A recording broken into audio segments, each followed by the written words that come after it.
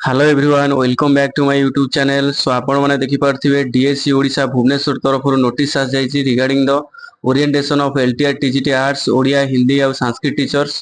तो एटा गोटे बड़ अपडेट रही आ जो माने ओरिएंटेशन को जाउछंदी तो आपण माने कमेंट बॉक्स रे जय जगन्नाथ लिखि दियंतु। बहुत दिन रो प्रतीक्षार अंत घटिला आ शेष रे आपण माने देखि पारथिबे गोटे बड़ गुड न्यूज आसी जाईची आपण मानक पई।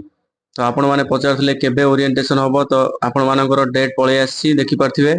रिपोर्टिंग रही TGT arts TGT Odia Hindi Sanskrit teachers मान रही डेट आउ टाइम रही 21/4/2026। आपण माने जानिसंती पूर्वर जहाँ जहाँ डॉक्यूमेंट सब आपण माने वेरिफिकेशन देइथिले तो सेही सेम डॉक्यूमेंट ही आपण माने प्रोवाइड करिवे। आपण माने ता सहित कैरेक्टर सर्टिफिकेट जदि बाहर करछिंदी सेटा भी नेकी जिवे।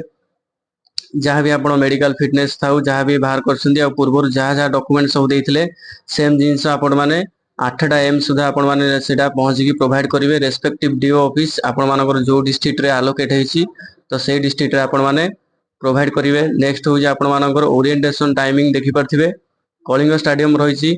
तो बहुत एटा गोटे good news. State level orientation at Kalinga stadium Bhubaneswar for newly recruit TGT arts TGT Odia Hindi Sanskrit teachers.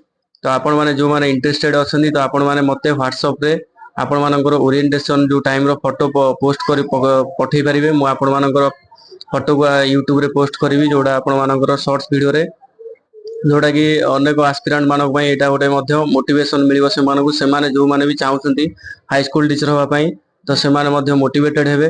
तो आपण माने जदि चाहुचंती ताले मते आपण मानकर जो ओरिएंटेशन टाइम रो जो फोटो वीडियो पठै परिबे। तो मो व्हाट्सएप नंबर जो माने जानिसंती तो से माने पठै परिबे और जो माने जानि नाहंती से माने मते कमेंट करि परिबे कमेंट बॉक्स रे।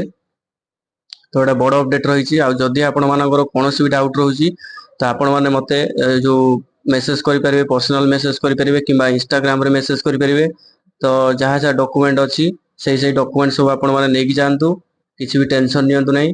तो एटा गोटे आपण मानक पई कि माने कहया गले एटा होची फास्ट लाइफ रो सबुठारु माने जेते आपण माने परिश्रम करथिले जेते आपण माने धैर्य नै ए पर्यंत आसीछंती तो सब किछि आपण मानकु माने से जो दुखटा को केही बुझी परिबेनी। आज माने ए जो ओरिएंटेशन होबा पई जाउची तो एटा गोटे आपण मानक पई आपण फैमिली पई एटा गोटे बहुत खुशी रो दिन 23 तारिख रहउची।